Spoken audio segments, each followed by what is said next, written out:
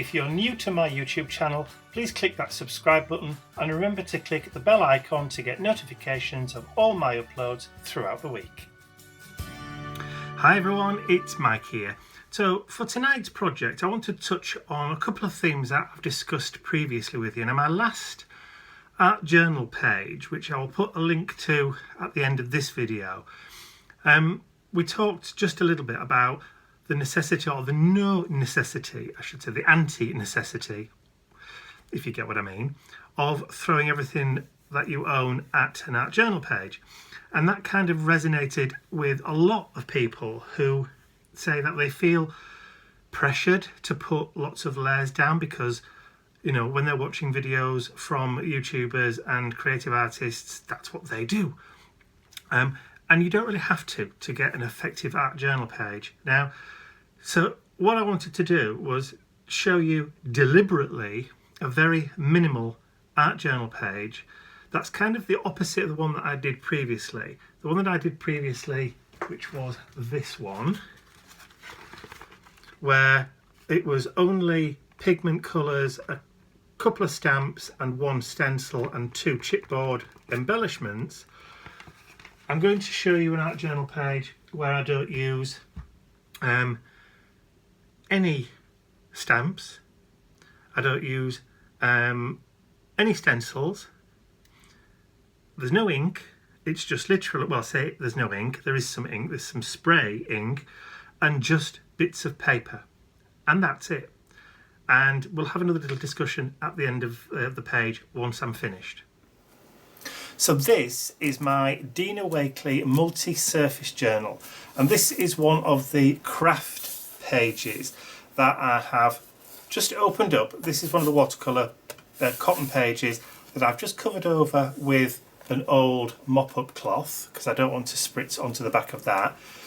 I've taped it down just onto a piece of polypropylene as a page protector. Now the reason I've taped it down is because it has curled slightly and I just want to keep it a little bit flatter than what it's trying to do.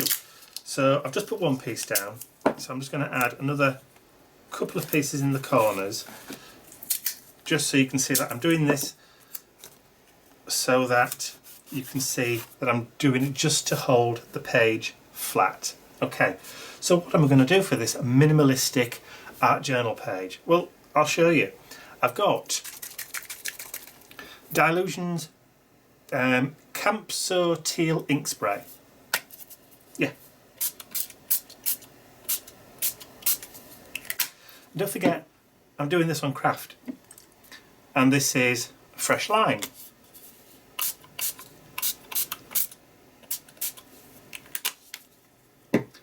And then I've given my white linen a good shake.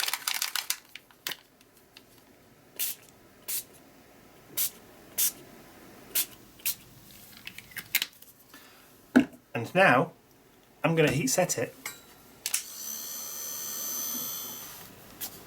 Okay, the page is now dry.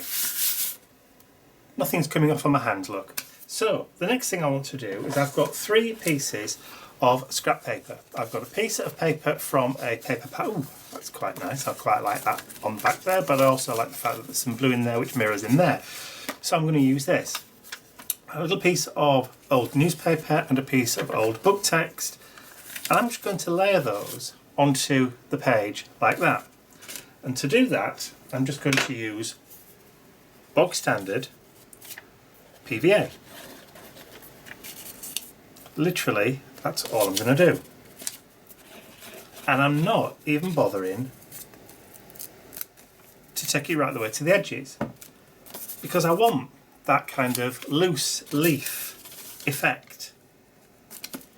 Then I'm going to take that cardstock and I'm going to do the same thing.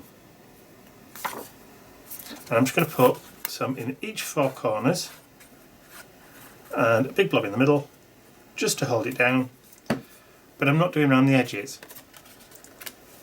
And I'm just going to stick that down there.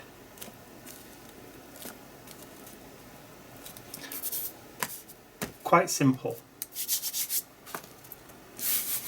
Now if you wanted to, you could weight that down, go away and then come back again in about half an hour, but I'm not going to bother. I'm going to bring back that teal spritzer and I'm just going to go over again. Like that, and then the green one, just to bring that colour in a little bit, and then the white, and then I'm going to give that a blast again. So that is now dry, mostly, 90% I'd say. I've got a piece of ephemera. This is a piece of ephemera just from a collection from my friend Linda Simpson, Les Oiseaux Beaux, or Beaux Oiseaux. Beautiful birds. And I'm just going to stick that down there, hold that down, and then I have a quote from my quote block digi-download, which I thought was quite apt. I'm going to give that some glue, and I'm going to stick that over there, and then I'm just going to press that down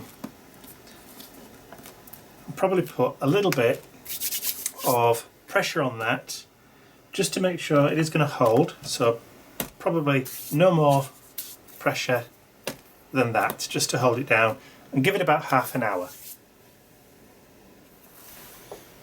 Okay, so it's been about half an hour and they've had a chance to grab, and I've kept them kind of flat just by adding that little bit of weight on top of that. So just to kind of finish off, I'm just going to give that white linen spritzer another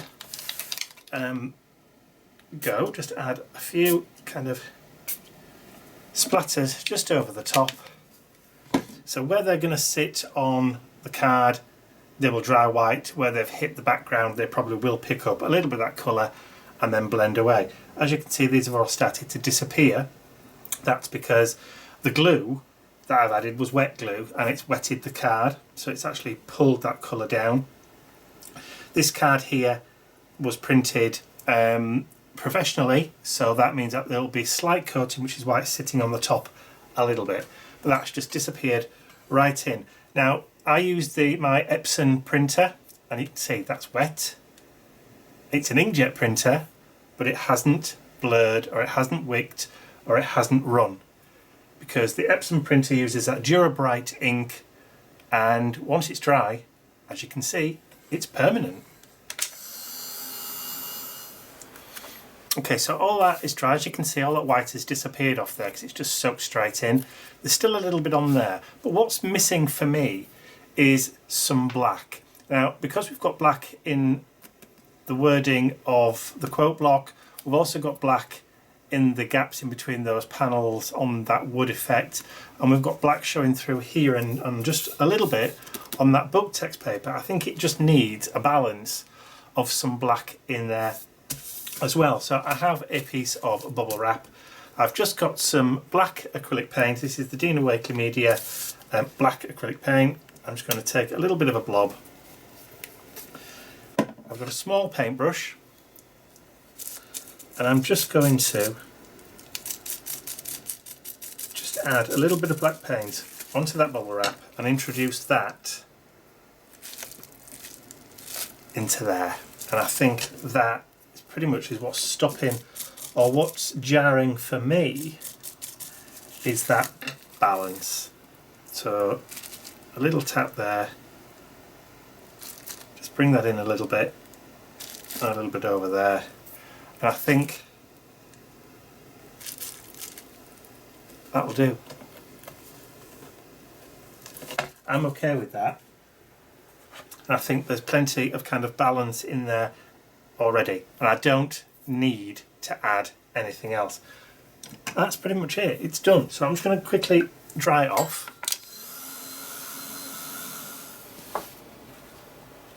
So that is now completely dry, and all I'm going to do is just add my signature at the bottom and today's date, which I think is the 25th today? Yes, it is.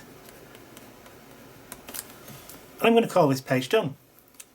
But before I do go, Let me just switch back over to my overhead camera. Not my overhead camera, my front-on camera. So the whole point about doing an art journal page that has a very, very limited amount of layers, so literally it's just a few pieces of paper thrown down onto an art journal page or a piece of cardstock, and then you just throw colour at it and just see what happens. It's what you make it. Now I could have carried on and added journaling, I could have added doodling around the outsides, I could have added washi tape, I could have added acrylic white splatters, I could have done another 1,000 things to that page, but I chose to stop because I'd done what I wanted to do. Not because I had to do it, but because I wanted to do it. And I want to stop because I don't want to add washi tape and more splatters and doodles and all the rest of it onto the page. So if the page looks horrible, then that's down to my choice. And I may be wrong. As the quote says, to live a creative life, we must lose our fear of being wrong. Now, in the description or into the comment section below, you tell me whether you think there is a right way to do an art journal page or whether there is a wrong way to do an art journal page. And for you, how does doing an art journal page make you feel? Not necessarily how it makes you feel, but do you feel as though if you've not done enough on an art journal page, you feel guilty? Or is it that you don't feel right just doing 1 or 2 layers? Let me know in the comment section below what you feel about what makes the right kind of art journal page. Because for me, there isn't one. There is no right, there is no wrong. Because if I've done an art journal page and I'm happy with it, end of. And it doesn't really matter what anybody else thinks. So all those like thumbs up and thumbs down that we always get doesn't really make any difference, because if I'm happy with the page, that's all that matters, because it's in my journal and I'm the only one that's going to be looking at it when I flick through the pages of this journal later on. So there you go. That's just my 2 penneth worth, as we say here in the UK. So that's all from me for now. Like I said, do that in the comments for me and let's have a little bit of a discussion, because there may be some people out there who still aren't quite sure what they're doing is what they think they should be doing. Let's try and set that record straight.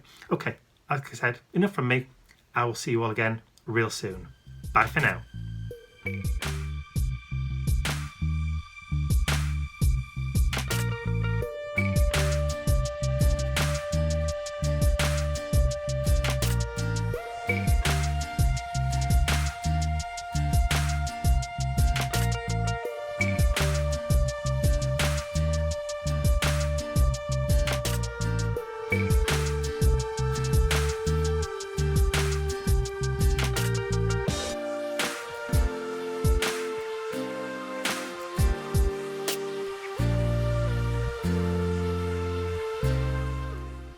I'd also like to say a huge thank you to all of my angels, without whose generosity and support these videos would not be possible.